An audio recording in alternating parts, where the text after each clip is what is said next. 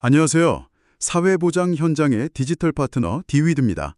수백 페이지의 지침서, 매번 바뀌는 정책들, 읽어야 할 건 많은데 시간은 늘 부족하시죠? 그래서 준비했습니다. 오늘은 2026년 찾아가는 보건복지 서비스 업무 안내의 세 번째 챕터, 찾아가는 보건복지 서비스 주요 내용 중 통합 사례 관리에 대하여 심층 학습하겠습니다. 운전 중에 혹은 서류 정리 중에 가볍게 들어보세요. 지금 시작합니다. 시군구 현장에서 그야말로 지역사회의 복지안전망을 총괄하며 고군분투하고 계시는 담당 주무관님들 환영합니다. 네, 반갑습니다. 매일같이 쏟아지는 민원에 또 수시로 업데이트되는 복잡한 지침들 챙기시느라 정말 고생이 많으시죠? 맞아요. 어떻게 하면 이 거대한 시스템을 매끄럽게 조율할 수 있을지 늘 고민이 많으실 텐데요. 그래서 오늘 저희가 준비한 심층 분석의 미션은 아주 명확합니다. 네, 주무관님들께서 시군구의 컨트롤 타워로서 이번 2026년 통합사례 관리를 어떻게 바라봐야 하는지 짚어보는 거죠. 그렇죠. 읍면동이라는 최전선과 어떻게 발을 맞춰야 하는지 그 핵심 골격을 파헤쳐 보는 겁니다. 단순히 지침서 절차를 나열하는 게 아니라요. 이번 2026년 지침서를 관통하는 아주 중요한 철학이 하나 딱 눈에 띄우더라고요. 바로 지역사회에 그 파편화되어 있는 수많은 자원들을 엮어내는 게이트웨이로서의 기능입니다. 아, 게이트웨이. 입구이자 통로라는 뜻이네요. 네, 맞습니다. 과거의 매뉴얼들이 어떤 절차 탕마에 집중했다면 이번 지침은 분절된 서비스들을 하나의 튼튼한 골격으로 모아내는 데 방점이 찍혀 있어요. 사실 통합 사례 관리라는 개념 자체가 지금 듣고 계신 주무관님들께 전혀 새로운 건 아니잖아요. 늘 해오시던 핵심 업무니까요. 그렇죠. 매일 하시는 일이죠. 근데 저도 지침서를 보면서 가장 먼저 눈에 띄었던 게 이번 가이드라인이 유독 이 통합의 진짜 의미, 특히 게이트키퍼로서의 역할을 되게 강조하더라고요. 네, 그 부분이 현장에 요구하는 가장 큰 변화입니다. 기존에는 파악된 자원 한도 내에서 일방적으로 서비스를 제공하는 약간 평면적인 접근이 많았거든요. 아, 있는 것만 딱 주는 식으로요? 맞아요. 하지만 이제 읍면동은 지역사회 모든 자원의 문을 열고 닫는 게이트키퍼가 완벽하게 되어야 합니다. 주무관님들도 현장에서 자주 겪으시겠지만 분절성 문제가 늘 골칫거리잖아요. 아, 어떤 분은 몰라서 지원을 아예 못 받고 또 어떤 분은 여러 기관에서 비슷한 지원을 중복으로 받는 그런 상황이요? 네, 맞습니다. 이 문제를 해결하기 위해서 데이터베이스 공유, 즉 시스템 연계가 필수가 된 거죠. 결국 우리 부서에서 줄 수 있는 건 이겁니다. 이게 아니라 당신에게 필요한 모든 지역사회 자원의 입구는 바로 여기입니다. 라고 선언하는 거네요. 정확합니다. 그래서 시군구 컨트롤 타워는 산하 읍면동이 이 시스템을 적극적으로 활용해서 정보의 사각지대가 발생하지 않도록 모니터링하는 게 엄청 중요해졌습니다. 근데 이렇게 촘촘하게 시스템을 굴리려다 보면 당장 현장 실무자들에게 가장 큰 압박으로 다가오는 게 기한이거든요. 지침에 명시된 30일 이내라는 타임라인 말이죠. 아, 30일? 엄청난 무게감이죠. 제가 지침서를 찬찬히 뜯어보니까 1단계 10일, 2단계 5일, 3단계 15일 이렇게 아주 구체적으로 날짜가 박혀 있던데요. 이게 단순한 행정적 데드라인이라기보다는 부서 간의 어떤 방관자 효과를 막기 위한 구조적 안전장치로 보이더라고요. 오, 방관자 효과. 지침의 의도를 완벽하게 짚어내셨네요. 위기 가구의 상황은 진짜 하루가 다르게 악화될 수 있기 때문에 이 골든타임 30일은 반드시 지켜져야 하거든요. 그럼 그 30일의 과정을 좀 자세히 쪼개볼까요? 1단계가 최초 10일 내외죠. 네, 첫 10일 동안에는 일제조사나 유관기관 연계를 통한 대상자 발굴부터 읍면동의 초기 상담, 접수, 그리고 욕구 및 위기도 조사까지 전부 이루어져야 합니다. 와, 10일 안에 그게 다 돼야 한다고요? 엄청 빡빡하네요. 네, 그래서 여기서 시군구 주무관님들이 주목하셔야 할 포인트가 바로 초기 상담의 질입니다. 이게 그냥 단순한 서류 작성이 아니거든요. 그렇죠. 사람을 만나는 일이니까요. 맞아요. 대상자와 행정기관 간의 신뢰를 형성하는 첫 단추입니다.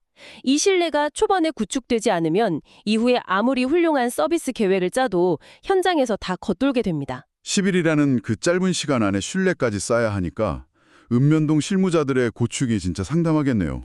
그럼 그 이후 2단계, 5일 동안은 뭘 하게 되나요? 5일 동안은 사례회의를 열어서 대상자를 본격적으로 선정합니다. 그리고 마지막 3단계 15일 동안 대상자 구분 및 서비스 제공 계획을 수립하게 되죠. 제가 이 계획 수립 과정에서 정말 흥미롭게 본 부분이 있어요. 아주 필수적이고 강력한 행정 통제 장치들이 촘촘하게 박혀 있다는 건데요. 어떤 장치를 말씀하시는 거죠? 계획 수립할 때 반드시 읍면동 통합사례관리팀장이나 선임 공무원의 승인 절차를 거쳐야 하고 무엇보다 개인정보 활용 동의서 진구를 엄청 강조하고 있잖아요. 아주 예리하십니다.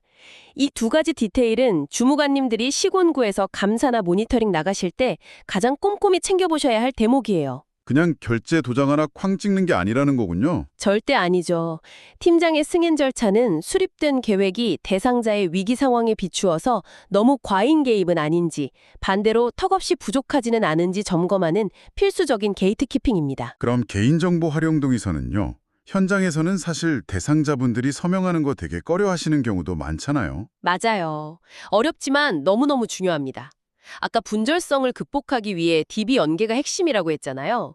동의서가 누락되면 타기관과의 정보 공유 자체가 아예 불법이 돼버립니다. 첫걸음조차 뗄 수 없게 되는 거네요. 그렇죠.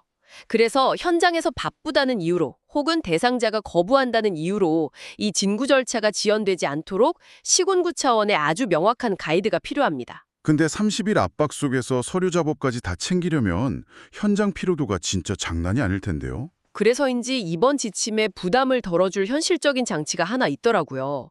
바로 대상자 분류법입니다. 네, 아주 중요한 변화죠. 발굴된 위기가구라고 해서 모두가 똑같은 30일짜리 복잡한 관리를 받는 게 아니던데요. 저는 이거 보면서 응급실의 중증도 분류 시스템 그 트리아지를 같다는 생각을 했어요. 응급실 비유 딱 맞습니다. 출혈이 심한 중증 환자랑 단순 감기 환자는 동선 자체가 달라야 하잖아요. 그렇죠. 복지 현장에서도 행정력을 효율적으로 쓰려고 대상을 나눠 놓은 거네요. 맞습니다. 모든 대상자에게 일괄적으로 장기 사례 관리를 적용하면 정작 집중해야 할 고위험군에게 쓸 에너지가 완전 고갈돼 버리거든요.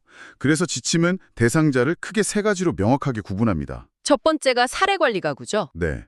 기초수급 탈락으로 갑자기 위기에 처하거나 요즘 이슈가 되는 가족 돌봄 청년처럼 복합적인 욕구를 가져서 1개월 이상 중장기적이고 집중적인 개입이 무조건 필요한 분들입니다.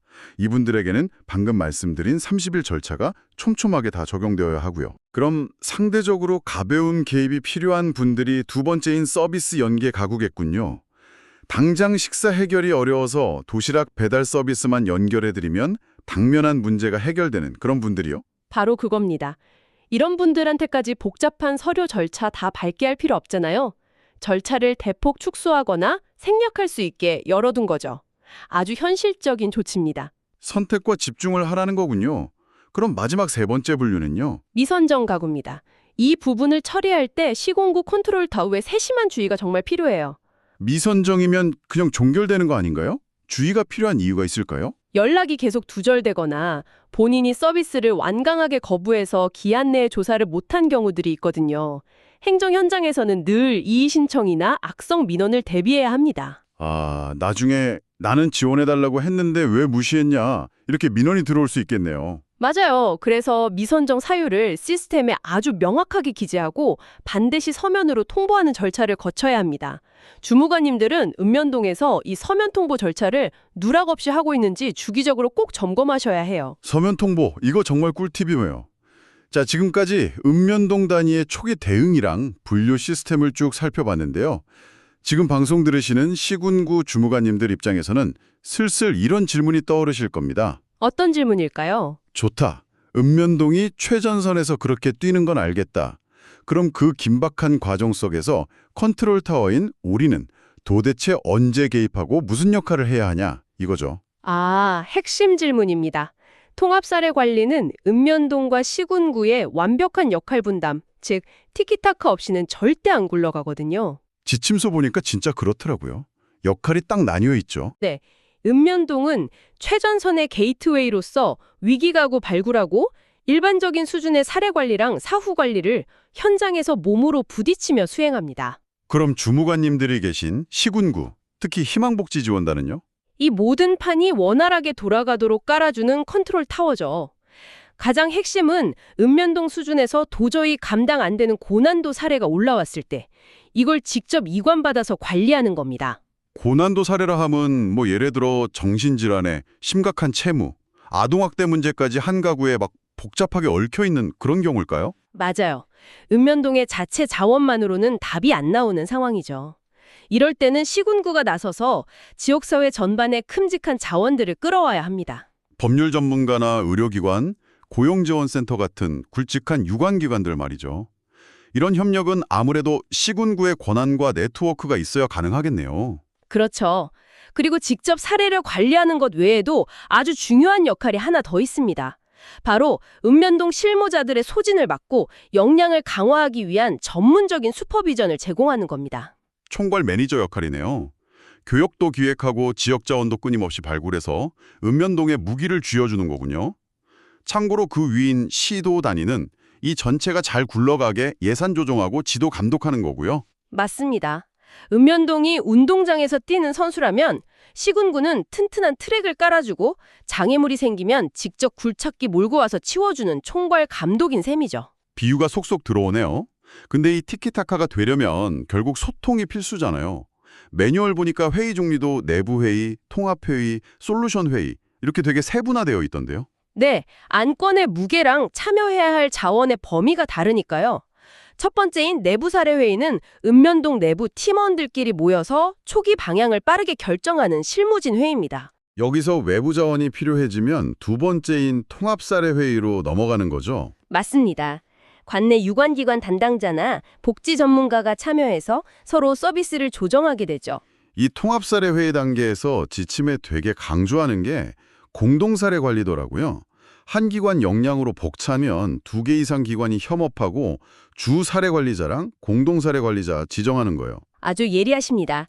기관 간 칸막이를 허무는 이 공동사례 관리가 제대로 작동하려면 컨트롤 타워인 시군구가 유관기관들 참여를 적극적으로 독려하고 조율해줘야만 가능합니다. 그럼 여기서도 답이 안 나오는 절망적인 고난도 사례는 어떻게 하나요? 그럴 때 여는 게 바로 세 번째, 솔루션 회의입니다. 읍면동이 시군구에 공식적으로 SOS를 치는 거고요.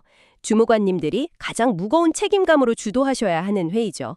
지역 내 최고 전문가 집단을 다 소집해서 시군구 행정력을 총동원하는 최후의 보루네요. 네, 맞습니다. 자, 이렇게 발굴부터 촘촘한 계획, 다각적인 회의를 거쳐서 마침내 서비스 제공이 끝났습니다. 위기가 어느 정도 해소돼서 시스템에 딱 종결 버튼을 누르는 순간 현장 담당자는 서류 덮고 좀 쉬고 싶어질 텐데요. 아유, 누구나 그렇겠죠. 현장의 큰 딜레마이기도 합니다. 근데 지침서는 종결이 완전한 끝이 아니라고 단호하게 선을 긋고 있어요. 극심한 위기를 겪었던 가구가 몇 달 지원받았다고 완벽하게 자립할 수 있을까요? 현실은 진짜 녹록지 않거든요. 작은 충격에도 다시 위기로 추락할 수 있습니다. 그래서 2026 지침에 사후관리라는 튼튼한 안전망이 엄격하게 규정되어 있군요. 핵심은 이겁니다. 사례관리 종결 후 9개월 내에 총 2회의 사후관리를 실시해야 합니다. 특히 첫 번째는 종결 시점으로부터 3개월 이내에 무조건 해야 하고요. 아까 그 가벼운 개입이었던 서비스 연계 가구는 행정부담 줄여주려고 9개월 내에 1회만 해도 된다는 예외 조항이 있었죠. 네, 맞습니다. 근데 주의하실 점이 있어요. 이 사후관리가 그냥 전화 한 통 돌리고 잘 지내시죠 하고 시스템에 체크만 하는 형식적인 절차가 되면 절대 안 됩니다. 지침에 원칙적으로 방문 상담을 하라고 명시되어 있더라고요. 네, 직접 찾아가서 얼굴 표정도 보고 집안의 냉기나 온기를 직접 느끼면서 새로운 위기 조짐은 없는지 현장의 눈으로 꼭 확인해야 합니다. 그리고 그 결과를 시스템의 모니터 상담으로 등록해야 기나긴 한 사이클이 끝나는 거군요. 그렇죠. 그래서 시군구 주무관님들은 읍면동이 이거 그냥 실적 채우기용으로 대충 입력하고 있지 않은지 실제 방문이 이루어지는지 계속 점검하고 독려하셔야 합니다. 네, 오늘 2026년 지침을 쭉 해부해 보니까 통합사례 관리가 단순히 기한 맞춰 서류 채우는 업무가 아니라는 게 명확해집니다. 데이터 공유, 30일의 골든타임, 중증도 분류, 시군구와 읍면동의 역할 분담, 그리고 9개월의 사후관리까지 결국 위기에 처한 한 사람의 삶을 밑바닥부터 다시 지탱해주는 거대한 건축물을 짓는 과정이네요. 네, 정말 수많은 실무자들의 땀과 노력이 들어가는 과정이죠. 주무관님들, 오늘 컨트롤 타워의 시각에서 데이터 연계와 촘촘한 매뉴얼의 당위성을 다뤄봤습니다. 하지만 여기서 지침서 너머에 중요한 질문이 하나 남습니다. 분절성을 막기 위해 정보 시스템에 입력해야 할 데이터가 늘어나고 챙겨야 할 체크리스트가 고도화될수록 현장의 실무자들이 대상자의 눈을 온전히 맞추고 그분들이 진짜 마음을 읽어낼 물리적인 시간은 오히려 줄어들고 있지는 않을까요? 시스템의 완벽함이 자칫 현장의 행정 피로도를 높이고 휴먼 터치의 부재로 이어지지 않게 하려면 시군구 총괄 책임자로서 우리는 지역사회와 현장 담당자들의 업무 환경에 어떤 여백을 만들어 주어야 할지 깊이 고민해 볼 시점입니다. 정말 100번 공감하는 말씀입니다. 현장의 여백, 꼭 필요한 화두네요. 지금까지 오늘 정책의 핵심 포인트들을 짚어봤습니다. 업무에 작은 도움이 되셨나요? 복잡한 정책을 이해하는 것만큼 중요한 건 그것을 우리 지역만의 특색에 맞춰 현장에서 구현하는 것입니다. 엑셀과 종이뭉치 대신 우리 지역 맞춤형 디지털 시스템이 필요하다면 언제든 디위드를 찾아주세요. 행정은 레거시 시스템이, 현장 돌봄의 완성은 디위드가 함께합니다. 더 자세한 내용과 실무 팁은 디위드 블로그와 홈페이지에서 확인하실 수 있습니다. 구독과 좋아요로 내일의 복지 행정을 더 가볍게 만드세요. 보다 촘촘한 사회 안전망을 위한 디지털 파트너, 디위드였습니다. 감사합니다.